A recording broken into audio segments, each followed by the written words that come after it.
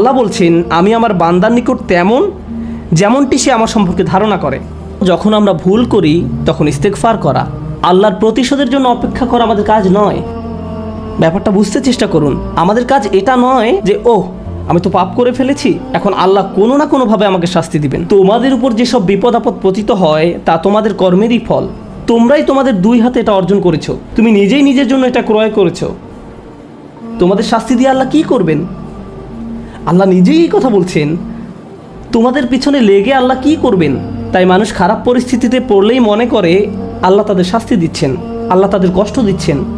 তার এমন পরিস্থিতি আল্লাহ তৈরি করেছেন। আল্লাহ যখনই আমাদের জন্য যে পরিকল্পনাই করেন না কেন, আমাদের প্রতি তার ভালোবাসার কারণেই এমনটি করেন।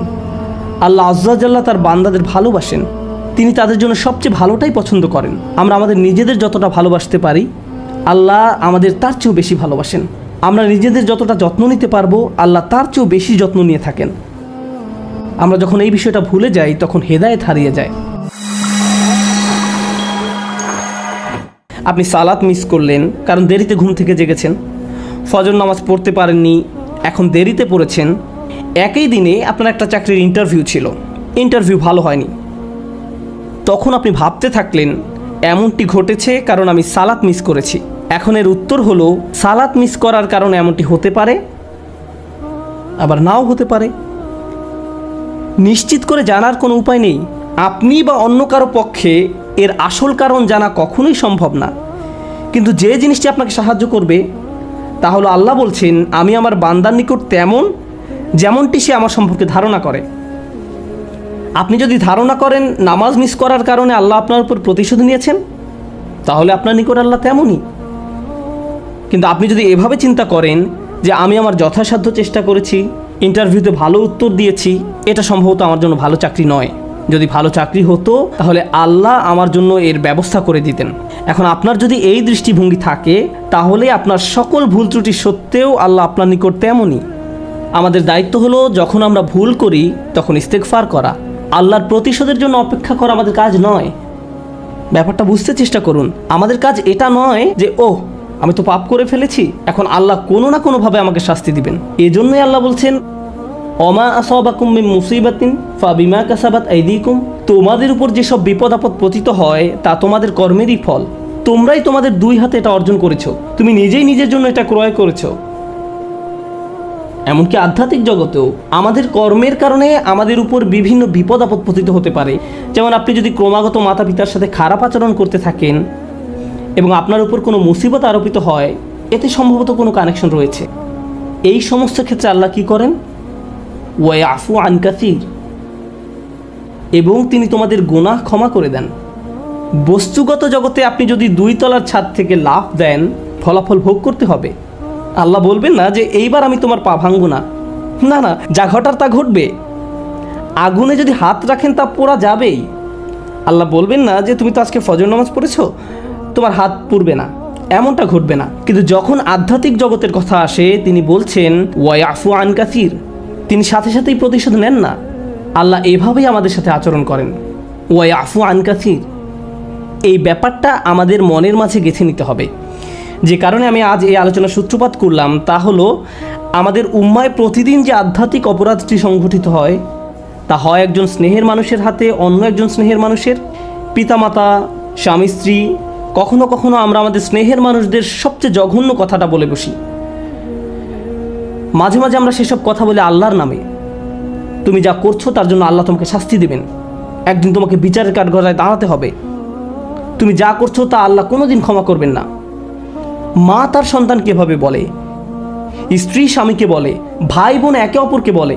মনে হয় যেন আল্লাহ কোনো রাগান্বিত অস্ত্র যা আপনি যে কোনো সময় প্রয়োগ করতে পারেন। কারণ কারো উপরে আপনি অসন্তুষ্ট, তাই আল্লাহ অবশ্যই তার উপর অসন্তুষ্ট, এবং আপনি এভাবে আল্লাহকে ব্যবহার করতে পারেন। এটা আমাদের স্থান নয়। অনেক মানুষের ক্ষেত্রে তারা এই ধরনের কথা এত বেশিবার শুনেছে যে তারা আল্লাহর নিকট থেকে অনেক দূরে সরে গিয়েছে। তারা তাদের প্রিয় মানুষগুলোর কাছ থেকে এমন কথা শুনেছে। একটা শিশু তার মা বাবার কাছ থেকে এমন কথা সব সময় শুনে এসেছে, নামাজ না পড়লে আল্লাহ তোমাকে শাস্তি দেবেন, নামাজ না পড়লে আল্লাহ তোমাকে শাস্তি দেবেন, এই বিস্কুট খাওয়ার কারণে আল্লাহ খুবই রাগান্বিত, সব সময় আল্লাহ রাগ করবেন, আল্লাহ রাগ করবেন, আল্লাহ রাগ করবেন। এই ছেলেটি যখন 16-17 বছর বয়সে পৌঁছায়, সে আল্লাহর সাথে তখন আর কোনো সম্পর্ক রাখে না। যখন সে শুনে আল্লাহ দয়ালু, ক্ষমাশীল, তার তখন এই কথা বিশ্বাস করতে কষ্ট হয়। কারণ আল্লাহ সুবহানাহু ওয়া তাআলা সম্পর্কে এমন ধারণা নিয়ে সে বড় হয়নি। তার কাছে মনে হয় প্রতিবার সে আল্লাহর কারণেই সমস্যায় পতিত হয়েছে। তারপর এই পিতামাতাই বলেন, আমরা তো এই ছেলেকে ছোটবেলা থেকেই ইসলাম শিখাচ্ছি, আমি জানি না কেন সে ইসলাম থেকে দূরে সরে যাচ্ছে। কিন্তু কোন আল্লাহ সম্পর্কে আপনি তাকে শিক্ষা দিয়েছেন?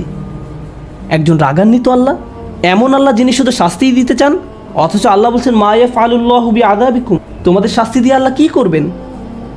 আল্লাহ নিজেই এই কথা বলছেন, তোমাদের পিছনে লেগে আল্লাহ কি করবেন? তাই মানুষ খারাপ পরিস্থিতিতে পড়লেই মনে করে আল্লাহ তাদের শাস্তি দিচ্ছেন, আল্লাহ তাদের কষ্ট দিচ্ছেন। তার এমন পরিস্থিতি আল্লাহ তৈরি করেছেন, আল্লাহ তাদের কষ্ট দিচ্ছেন। আমার এক কলিগ আমাকে একটা কথা মনে করিয়ে দিয়েছিলেন। মালয়েশিয়া আসার সময় কোত্থেকে হঠাৎ করে, এমনটা আগে কখনো হয়নি, আমার টনসিলে ব্যাকটেরিয়ার আক্রমণ ঘটে। এটা এমনভাবে ফুলে গিয়েছিল যে আমার গলার অর্ধেকটা ব্লক হয়ে গিয়েছিল। আমার কাছে মনে হয়েছিল একটি নাকের ছিদ্র বন্ধ হয়ে আমি যেন ডুবে যাচ্ছি। আমি তখন আবুধাবি থেকে এখানে আসার মাঝপথে বিমানে ছিলাম। বিমান থেকে নেমে দ্রুত একটা ক্লিনিকে গেলাম। তারা বলল, তোমাকে অমুক অমুক ভারী চিকিৎসা নিতে হবে। এখানে আসার পর আমাকে অপারেশন করার পরামর্শ দেওয়া হলো। ভাবতে লাগলাম কী হচ্ছে এসব। ডাক্তার বলল, এমন ঘটনা একেবারেই ঘটে না। ব্যাপারটা আসলেই অদ্ভুত। আমার 30 বছরের ক্যারিয়ারে শুধু আরও একবার এমন ঘটনা দেখেছি। তো আমি হাসপাতালের বেডে শুয়ে আছি আর অপারেশনের জন্য অপেক্ষা করছি। তখন আমার এক কলিগ আমাকে মনে করিয়ে দিল যে এই মুহূর্তে তোমার জন্য এটাই শ্রেষ্ঠ জায়গা। এই মুহূর্তে হাসপাতালের এই বিছানাই তোমার জন্য সর্বোত্তম জায়গা। এটাই তোমার জন্য আল্লাহর পরিকল্পনা। আমি ভাবতে লাগলাম, আমাকে অমুক অমুক প্রোগ্রাম বাতিল করতে হবে, অমুক অমুক জায়গায় যেতে পারবো না, পরিস্থিতি কিভাবে মোকাবেলা করব, অমুক ক্যালেন্ডার, অমুক মিটিংয়ের কী হবে। এত দূর থেকে আসলাম প্রোগ্রামগুলো করার জন্য। তারপর হঠাৎ করে আমার কলিগের এই কথা আমার সব কিছু শান্ত করে দিল। হ্যাঁ, এখানেই আমার থাকার কথা। এর চেয়ে ভালো কোনো জায়গা হতে পারে না। কারণ হাসপাতালে আসার পরিকল্পনাটি তো আমার নয়, এটা আল্লাহ আজ্জা ওয়া জাল্লার পরিকল্পনা। আমাদের আল্লাহর এমন কাছাকাছি থাকতে হবে যে আল্লাহ যখনই আমাদের জন্য যে পরিকল্পনাই করেন না কেন, আমাদের প্রতি তার ভালোবাসার কারণেই এমনটি করেন। আল্লাহ আজ্জা ওয়া জাল্লা তার বান্দাদের ভালোবাসেন। তিনি তাদের জন্য সবচেয়ে ভালোটাই পছন্দ করেন। আমরা আমাদের নিজেদের যতটা ভালোবাসতে পারি, আল্লাহ আমাদের তার চেয়েও বেশি ভালোবাসেন। আমরা নিজেদের যতটা যত্ন নিতে পারবো, আল্লাহ তার চেয়েও বেশি যত্ন নিয়ে থাকেন। আমরা যখন এই বিষয়টা ভুলে যাই, তখন হেদায়েত হারিয়ে যায়। একই বিষয়ে সূরা তাগাবুনে আল্লাহ বলছেন, ওয়া মান ইউমিন বিল্লাহি ইয়াহদি কলবাহু, আল্লাহর নির্দেশ ব্যতিরেকে কোনো বিপদ আসে না, এবং যে আল্লাহর প্রতি বিশ্বাস করে সেই বিপদের সময়, কারণ আপনি তো এমনিতেই আল্লাহকে বিশ্বাস করেন, যখন মুসিবতে পড়েন কেবল তখনই প্রশ্ন করতে শুরু করেন, আল্লাহ কেন আমার সাথে এমনটি করছেন। ঠিক সে সময়ের জন্য আল্লাহ ওয়া মান ইউমিন বিল্লাহ এই বাক্যটা ব্যবহার করেছেন। যে কেউ সত্যিকার অর্থে আল্লাহকে বিশ্বাস করে, হ্যাঁ, আপনি সব সময় বলেন আল্লাহ রহমান, আপনি কি আসলে অনুভব করেন আল্লাহ রহমান? না, এই মুহূর্তে তিনি সম্ভবত জুন্তিকম, এই মুহূর্তে তিনি সম্ভবত সেই সত্তা যিনি প্রতিশোধ নিয়ে থাকেন। এখন সম্ভবত